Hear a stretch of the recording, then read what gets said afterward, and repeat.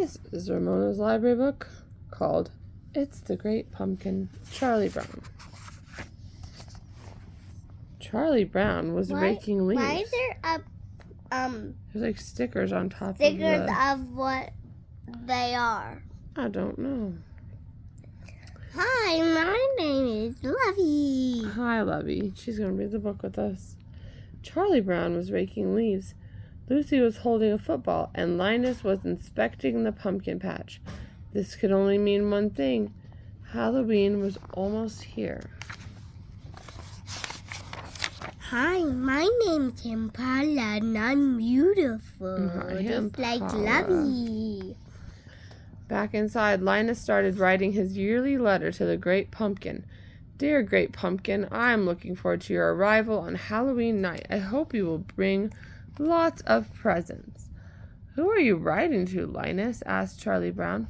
The Great Pumpkin, Linus replied. On Halloween night, the Great Pumpkin rises out of his pumpkin patch and flies through the air with a bag of toys for all the children. You must be crazy, Charlie Brown said.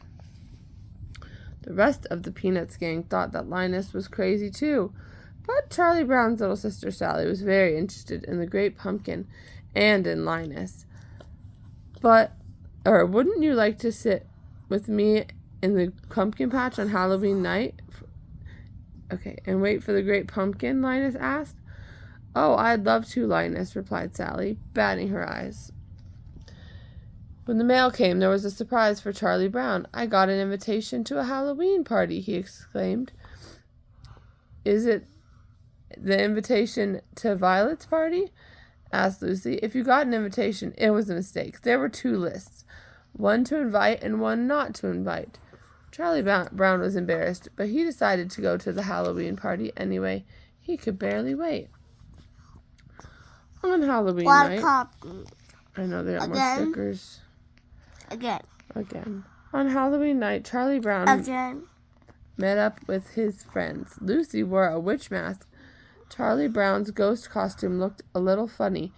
It was covered in big black holes because he'd gotten a little carried away with the scissors. Just then, Snoopy passed by wearing a long red scarf, goggles, and an aviator cap. It's the World War I flying ace, said Charlie Brown. Now I've heard everything, Lucy sighed. All right, everybody, let's go trick-or-treating. And then to Violet's for the big party. But the World War I flying ace ignored her. He had to go to an important mission. The World War I flying ace climbed onto the cockpit of his with camel airplane. It was up to him to find the Red Baron and bring him down. He flew through the sky, firing at his targets. Suddenly, the Sopwith camel was hit. The plane started smoking and spiraling through the air. It landed with a loud crash. Now the World War I flying ace would have to continue his mission on foot. He crept through the French countryside, slinking through the bushes and wading through the lake.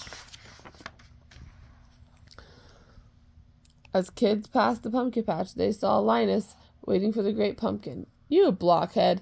You're going to miss all the fun, just like last year, Lucy groaned. Sally was torn. Should she go trick-or-treating or wait for the Great Pumpkin with Linus? Suddenly she ran back to the pumpkin patch. I'm glad you came back, Sally, Linus said. Each year, the Great Pumpkin rises out of the pumpkin patch that he thinks the most sincere. At the first house they reached, everybody yelled, tricks or treats, money or eats. Then they compared their haul. I got 5 pieces of candy, yelled Lucy. I got a chocolate bar, Violet cried. I got a quarter, Patty said happily. Charlie Brown peered into his bag. Dad, I got a rock. Why did you put a chocolate bar? And that's what happened at every single house, while the rest of his friends got treats like candy bars, cookies, gum, and popcorn balls. Charlie Brown's bag was filled with rocks. Why are they only giving him rocks? Come on, let's get going, Lucy said in a bossy voice. It's time for the Halloween party. As the kids passed the pumpkin patch, they laughed at Linus and Sally. The Great Pumpkin will be here. Linus knows what he's talking about, hollered Sally. Then she turned to Linus and she said, All right, where is he? He'll be here, Linus promised. I hope so, Sally replied grumpily. Just think of all the fun we're missing. But at the Halloween party, Charlie Brown didn't think Sally and Linus were missing anything. The other kids wanted him to model for a jack-o'-lantern so they could draw a big pumpkin face on the back of his head. Then the kids bobbed for apples, but when Lucy nabbed an apple, she was disgusted to find the World War I flying ace on the other side of it. My lips touched dog lips, she howled. Blah! The World War I flying ace was insulted, and he slunk out of the door to continue his mission. If anyone told me I'd be waiting on a pumpkin patch on Halloween night, I'd have said they were crazy, Sally grumbled. And then she and Linus heard rustling, and a dark figure appeared before them. What's that? Linus exclaimed. What was that? Linus exclaimed. It's the great pumpkin. He's rising up out of the pumpkin patch. In all the excitement, Linus fainted, but it wasn't the great pumpkin at all. It was the World War I flying ace on his imaginary mission. What happened? He didn't leave us any toys, Linus asked as he sat up. Sally was furious. I was robbed, she yelled. Halloween is over and I've missed it. She stormed out of the pumpkin patch, leaving Linus alone to wait for the great pumpkin. In the middle of the night, Lucy woke up and realized Linus was still waiting for the great pumpkin. She found him asleep, shivering under his blanket. Lucy brought her brother home and tucked him in bed. Well, another Halloween come and gone, Charlie Brown said the next day.